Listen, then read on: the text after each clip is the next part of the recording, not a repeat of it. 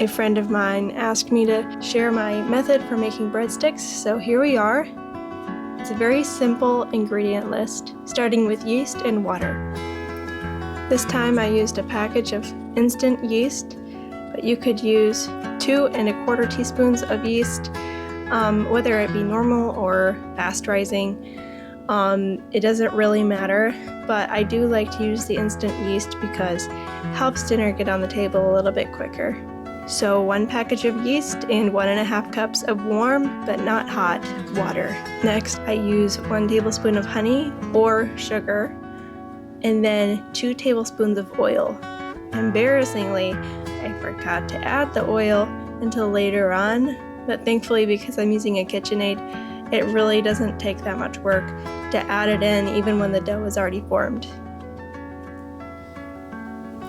Next, I add the dry ingredients, which is 2 teaspoons of salt and about 4 cups of flour. It is very typical for me to just add 3 or 4 cups of flour initially and then see where it goes from there, because typically I don't have a strict measurement for the water and flour. I just add as much as I think is needed for that particular recipe. So if I've added a little bit closer to a cup of water, I'll add a little bit less, like 3 cups of flour. But if I've put in 1.5 cups of water, then I'll do more like 4 cups of flour. So it doesn't actually matter a great deal what order you put the ingredients in, as long as they all get mixed together eventually. Some recipes have you bloom the yeast in the water ahead of time. I don't think that's necessary. I've always done just fine just mixing it right in. It could maybe speed up the process a little bit if you bloom the yeast ahead of time in the water and then add the ingredients after 5 minutes. But like I said, I added the oil way too late in this recipe and it still turned out really good. So I'll put all the ingredients together and then I'll mix it or knead it for 2 minutes.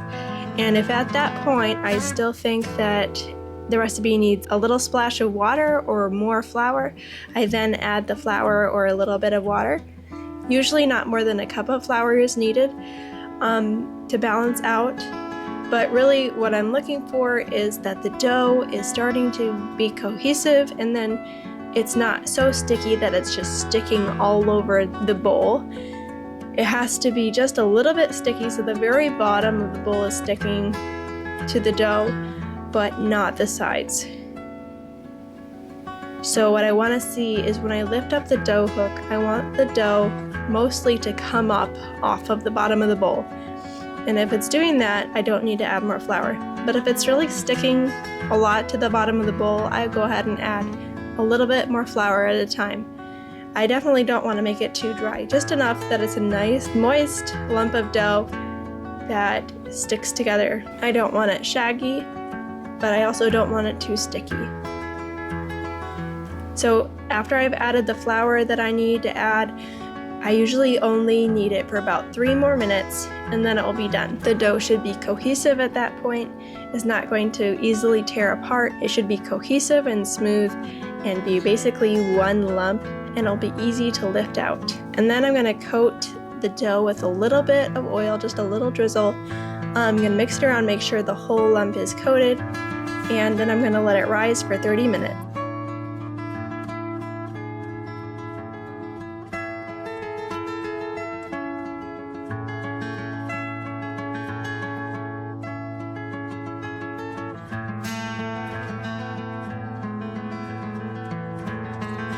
After it's risen for the half hour, I roll it onto a cookie sheet, either buttered or lined with parchment paper. I like to use parchment paper for later on when I'm going to be rolling a pizza cutter through the dough to make it into breadsticks, but I'll show you that in just a minute. It worked well for me to use a rolling pin to fit it nicely in the pan. I smoothed the dough to the edges of the pan so that it's nice and even and there's no thick parts and thin parts. And then I let it rise with saran wrap over top of it for another half hour. After it had risen for 30 minutes, I cut it with a pizza cutter into rows, and I found that is easier if I took the parchment paper off the pan so I could get to the edges of those lines. I did 7 long cuts lengthwise and then 3 other cuts the other way. I like this method because it takes the tedium out of making breadsticks. Just go ahead and roll it into slices and put it in the oven. That's so much easier for me than shaping each individual breadstick.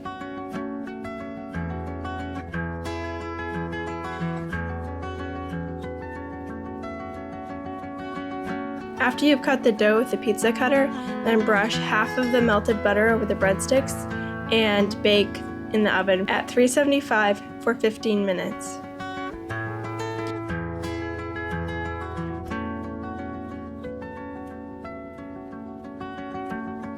And then for the other toppings, this time I used garlic powder and Italian seasoning. What I'd really recommend is doing a half tablespoon of Italian seasoning, 1 teaspoon of garlic powder, and 1 teaspoon of garlic salt. If you prefer not so salty breadsticks, you don't have to use the garlic salt. The garlic powder works just fine. After 15 minutes, you can brush the rest of the butter over the breadsticks and then sprinkle on the seasonings, and then put them back in the oven for 3 more minutes, or a little bit more if you like them a little more toasty. It is important to be as even as you can with the seasonings because you don't want to get any breadsticks that are super garlicky, so just do your best.